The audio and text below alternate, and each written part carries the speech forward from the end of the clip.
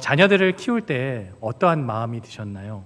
자녀가 말을 잘 듣고 또 이렇게 하면 좋겠지만, 저는 이제 하나를 낳아서 키우는데도 가끔 보면 저게 내 자식이 맞나 싶을 때가 있어요. 근데 내 자식이 맞더라고요. 제가 했던 짓을 똑같이 하고 있으니까, 안 좋은 거를. 그렇게 자식을 키우다 보면 이 아이에게 사사건건 개입해서 잘못할 때마다 지적하고 싶죠. 우리가 과거에 우리 부모 세대의 분들은 좀 엄격하고 그랬던 것 같아요. 그런데 요즘 이제 젊은 세대들이 자녀를 키울 때는 괜찮아, 그렇게 해도 돼 라고 하다 보니까, 너무 방임하다 보니까 아이가 예의가 없어지기도 하는 거죠. 가끔 아이를 키우다 보면 그 길이 안 좋은 길인 줄 알지만 한번 가보라고 할 때가 있어요. 그리고 거기서 본인이 경험하고, 이것이 잘못됐구나, 돌아설 수 있는 그러한 계기가 되기도 하죠. 어쩌면 하나님께서 우리 삶에 있어서 침묵하거나 기다리시거나 인내하시는 부분들은 이런 뜻이 있는 것 같아요. 하나님은 그 인내의 과정, 기다려주는 그 과정을 통해서 우리가 말씀을 통해 분별하고 깨닫고 하나님께로 돌아오기를 바라시고 원하시는, 어쩌면 이 부모의 마음, 그것을 통해서 간접적으로 경험하게 하는 것이 아닐까 생각이 되어집니다. 여러분, 아비멜렉은 왕이 되었고 형통했어요. 하지만 오늘 본문의 마지막에서는 아주 비참한 최후를 맞게 돼요. 이 사사기 9장의 후반부는 아비멜렉의 어떤 그런 모습들의 만행들이 자세히 기록되어 있는데요, 우리가 22절부터 끝까지 읽었으면 좋겠지만 우리가 50절부터 57절만 읽었습니다. 그리고 이 본문을 하나하나 따져 보기에는 너무나도 시간이 많이 걸려서 오늘은 굵직굵직한 것만 좀 보고 넘어가면 좋을 텐데요, 아비멜렉의 통치 기간이 오늘 본문에 보니까 3년이라고 합니다. 여러분, 3년이면 굉장히 길어 보이기도 하지만 우리나라 대통령이 통치하는 기간보다는 또 짧죠.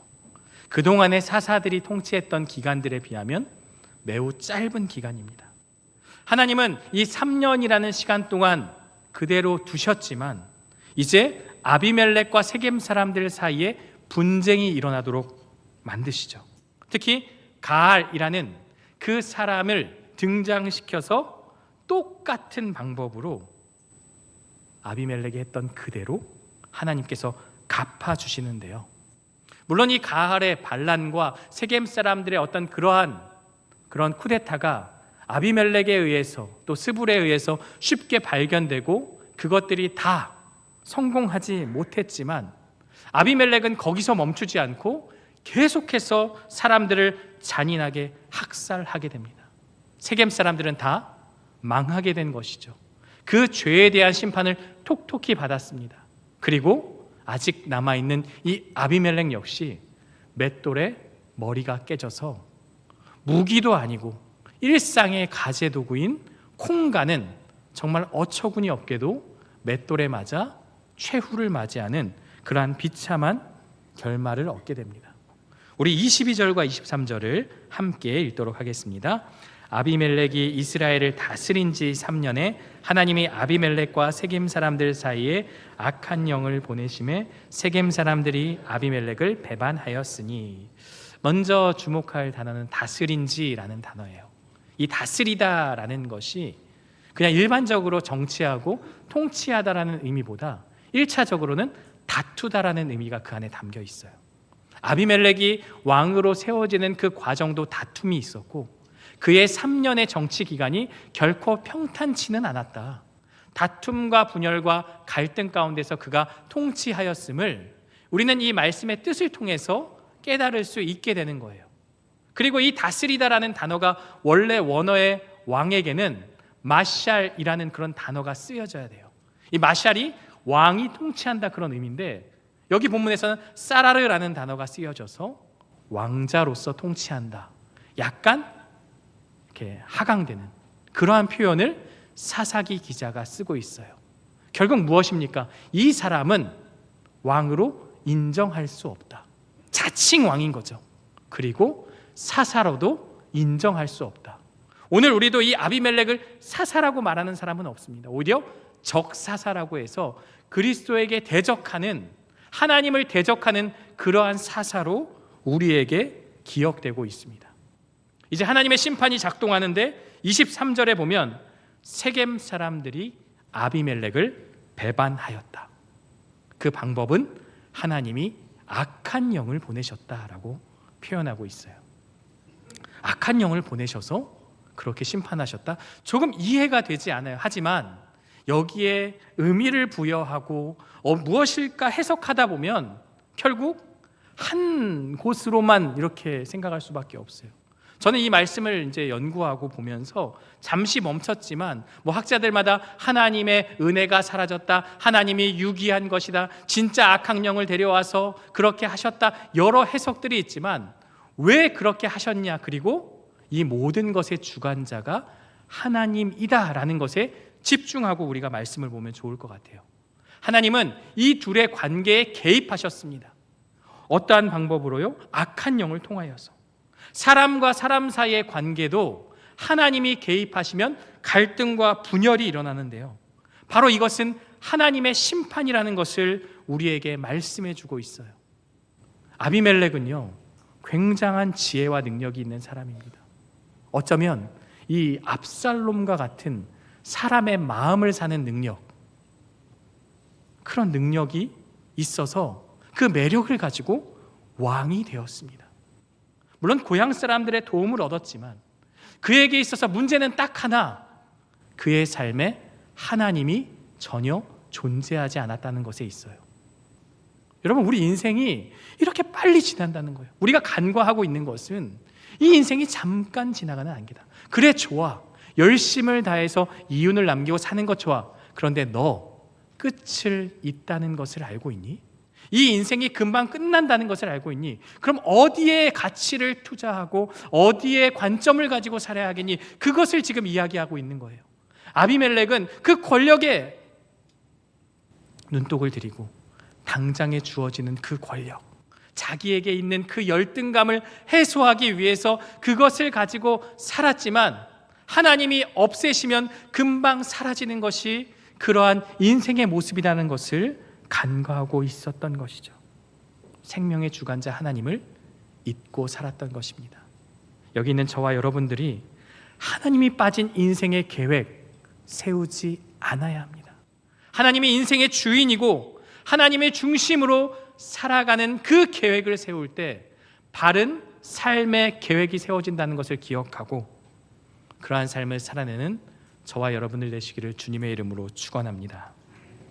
26절을 보면 갑자기 한 사람이 등장해요. 에벳의 아들 가알입니다. 그가 아비멜렉처럼 세겜 사람들의 마음을 사는데요, 우리 28절을 함께 읽어볼까요? 에벳의 아들 가알이 이르되 아비멜렉은 누구며 세겜은 누구이기에 우리가 아비멜렉을 섬기리요? 그가 여룻바알의 아들이 아니냐? 그의 신복은 스불이 아니냐? 차라리 세겜의 아버지 하몰의 후손을 섬길 것이라. 우리가 어찌 아비멜렉을 섬기리요? 가알이 지금 뭐라고 얘기하냐면, 세겜, 우리 민족이 어떤 민족입니까? 우리 하몰의 후손들 아닙니까? 우리가 어떤 민족입니까? 그 얘기하면서 왜 우리가 아비멜렉을 섬겨야 합니까? 아비멜렉은요 100% 순수혈통 세겜 사람 아니에요. 반만 세겜 사람입니다. 그 이야기를 지금 하고 있어요. 이 말이 먹혀들 수 있었던 것은 제가 추정컨대 아비멜렉과 세겜 사람들의 그 관계가 소원해지지 않았나 생각이 되어져요. 열심을 다해서 개국공신으로 아비멜렉을 세웠지만 아비멜렉은 더 큰 무대에서 정치를 하다 보니 이 세겜 사람들의 말만 들어줄 수가 없겠죠.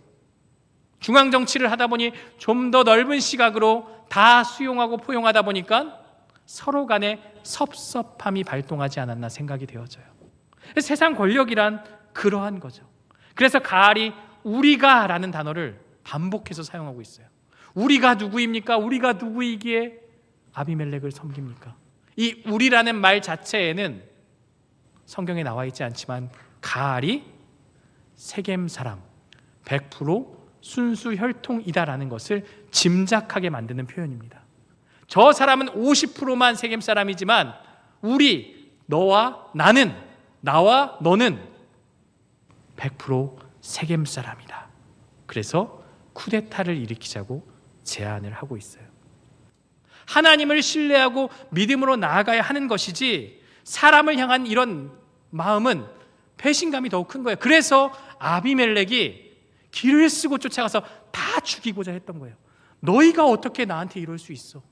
우리가 남이 가를 외쳤는데 우리가 남이 되어버렸어요. 그런 인생이 바로 아비멜렉의 인생이라는 것이죠. 지금 가알이 똑같은 전략을 쓰는 거예요. 여러분, 우리가 행한 그 악행 그대로 이것이 부메랑처럼 우리에게 돌아올 수 있어요. 본문이 무엇을 얘기하냐면 뿌린 대로 심은 대로 거둔다라는 것을 우리에게 말씀하고 있어요. 아마 농사를 지으시는 분은 농사는 거짓말을 하지 않잖아요. 물론 기후와 어떤 병충해에 의해서 변화는 있을 수 있지만 심은 그대로 나잖아요. 콩을 심으면 콩이 나지 팥이 나지 않잖아요. 우연히 나요? 그러면 거기에 누군가가 씨앗을 뿌렸겠죠. 그것이 바로 오늘 본문이 주는 교훈이다라는 것이죠. 아비멜렉이 악한 방법으로 정권을 잡고 그렇게 승승장구했지만 그의 통치는 3년을 가지 못하고요, 하나님은 그 둘 사이를 분쟁을 일으켜서 갈등을 발생시켜서 둘 다 심판하시는 장면, 바로 이것이 오늘 본문의 내용인 것이죠. 여러분, 가알이 열심을 다해서 마음을 사고 대항했지만 사실 허풍쟁이입니다. 실상을 보니 아무것도 아닌 존재였어요. 아비멜렉의 게임도 안 되고 그는 그냥 역사 속으로 사라집니다. 이제 끝내도 될 법한데 아비멜렉은 세겜 사람들이 미운 거예요. 너희가 나한테 어떻게 이럴 수 있어? 그 원망과 불평을 가지고 계속해서 공격하는 거죠. 어쩌면 기드온의 그 모습들, 숫곳과 분우엘 사람들을 쳤던 그 마음이 그의 마음 가운데 있었던 거죠. 우리 44절 말씀을 함께 우리 보도록 하겠습니다. 아비멜렉과 그때는 돌격하여 성문 입구에 서고 두 무리는 밭에 있는 자들에게 돌격하여 그들을 죽이니. 44절 이전에 보면 군대를 세 부대로 나누어서 밭에서 매복하고 있어요. 저 성읍을 어떻게 공략할 것인가. 마침 사람들이 밭으로 나가기 시작합니다. 아마도 농사를 지었던지 뭐 그런 일들을 했겠죠. 바로 그 순간 기습을 하는 거죠.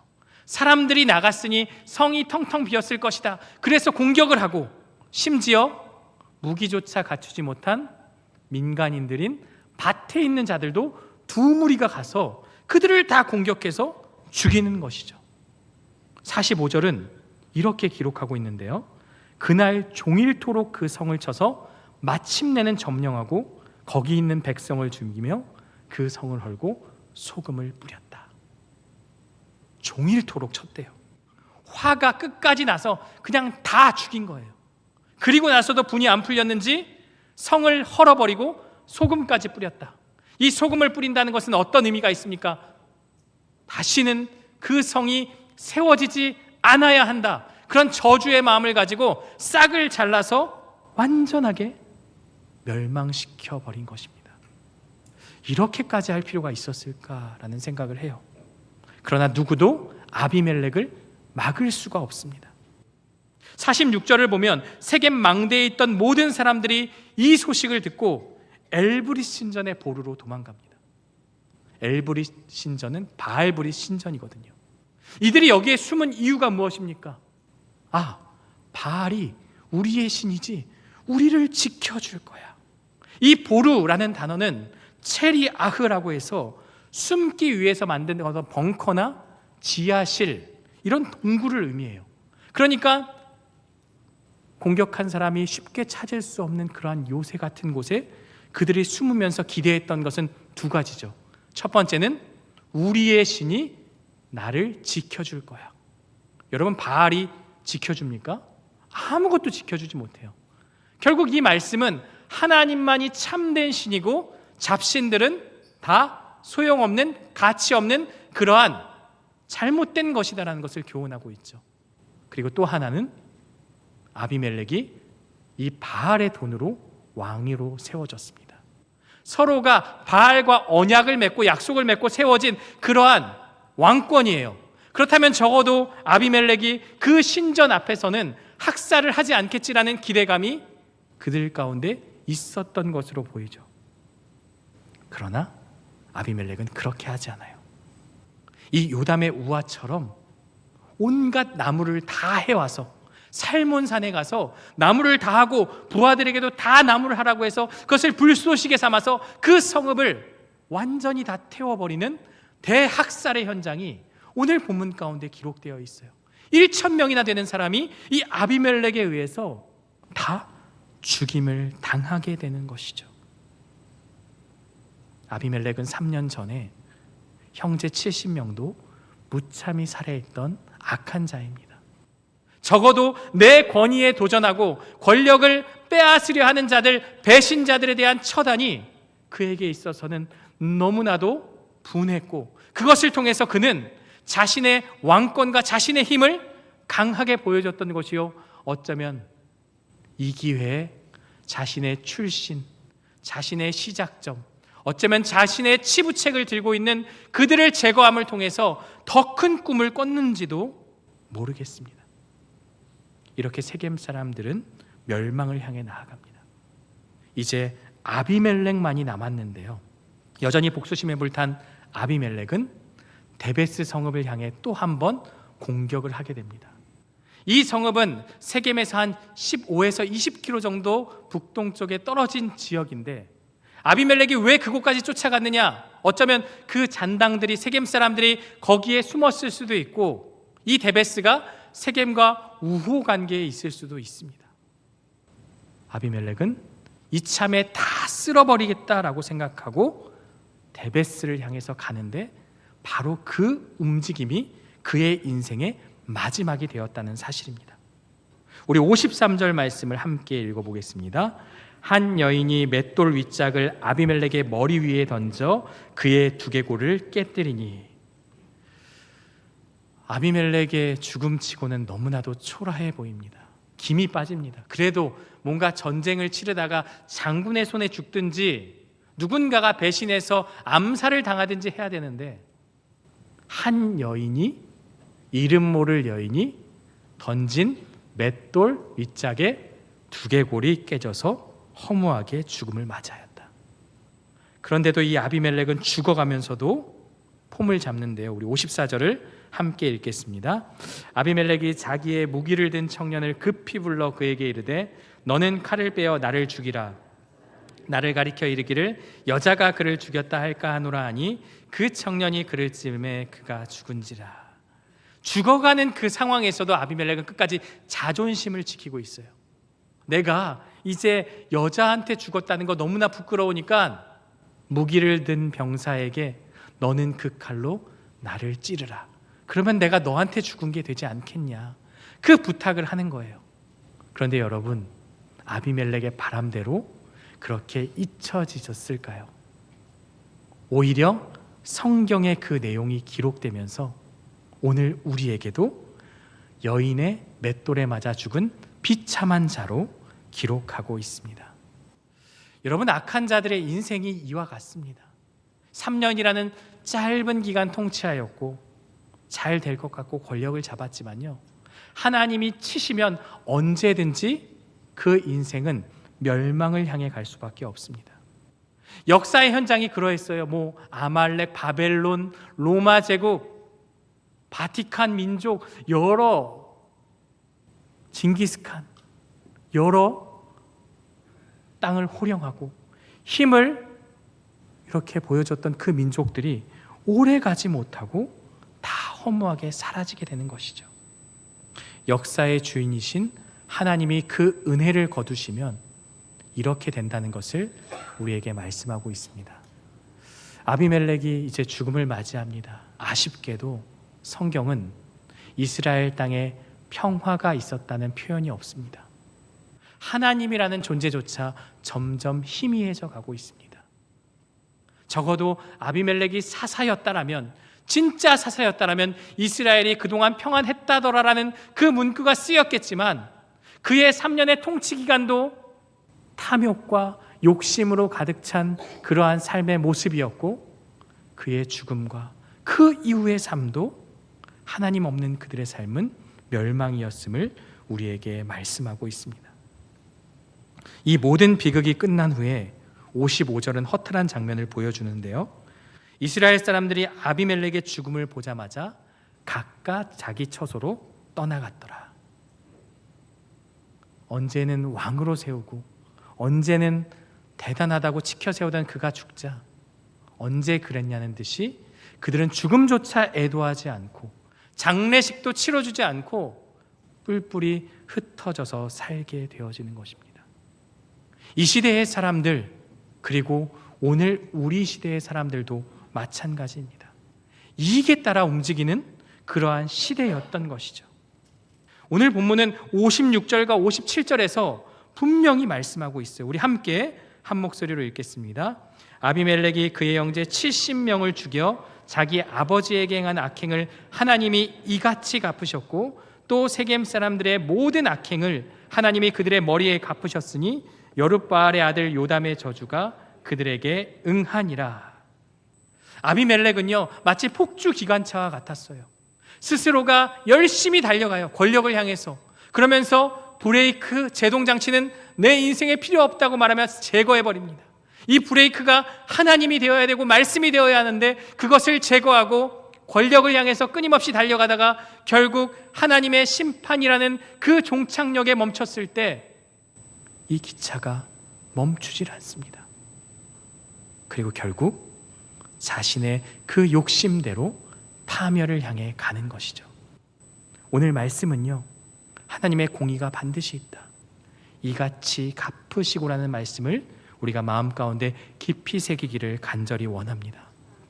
오늘 말씀을 통해서 두 가지를 적용해 보려고 하는데요. 첫 번째는 우리의 선택과 행동에 반드시 결과가 따른다라는 거예요. 우리가 어떠한 일을 하고 어떠한 행동을 하죠. 물론 하나님께서 즉각 심판하지 않지만 우리의 삶의 모습 가운데서 그러한 모습이 부메랑이 되어 우리에게 돌아올 수 있다라는 것. 지금 아비멜렉이 권력을 취하기 위해 형제들을 무참히 살해하고 그 피를 흘린 것처럼, 세겜 사람들이 그 악행에 동참했던 것처럼 결국 그 악이 부메랑이 되어서 자기 자신에게 돌아왔다는 것을 우리에게 말씀하고 있습니다. 하나님이 이같이 갚으셨다, 즉 심는 대로 거둔다라는 영적 원리를 우리에게 보여주고 있습니다. 두 번째는요, 하나님의 침묵이 결코 무관심이 아니라는 것입니다. 우리는 삶을 살아가면서 하나님이 부재하다, 하나님이 도대체 어디 있는 것이야 라고 질문할 때가 있어요. 내 삶에 이해할 수 없는 고난이 왔을 때, 세상에 이해할 수 없는 불가항력적인 어떤 천재지변이 일어났을 때, 어떤 악인이 너무나 잘 되고 형통할 때 우리는 이런 질문을 던져요. 하나님 정말 살아계신 것이 맞습니까? 하나님 정말 계신 것이 맞습니까? 그런데요 여러분, 처음에도 제가 얘기한 것처럼 하나님은 우리의 시간, 우리의 때, 우리의 방법으로 일하지 않습니다. 그리고 우리가 보는 그 하나님의 영역은 마치 열쇠 구멍으로 보는 아주 작은, 아주 일부분인 작은 부분이에요.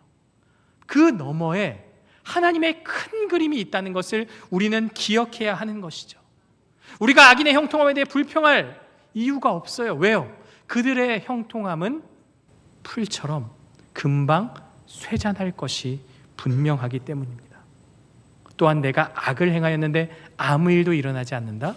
좋아할 것이 아니라 오히려 그 침묵의 시간에 우리의 죄를 돌이키고 회개하는 시간이 되어야 함을 우리에게 말씀하고 있습니다. 우리는 뭐든지 괜찮다는 그런 악의 논리가 아니라 오직 하나님의 말씀만이 기준이 된다는 것을 기억하고 매일 말씀을 묵상하고 성령의 인도하심을 구함을 통해 하나님의 뜻을 분별하고 순종하는 저와 여러분들 되시기를 주님의 이름으로 축원합니다.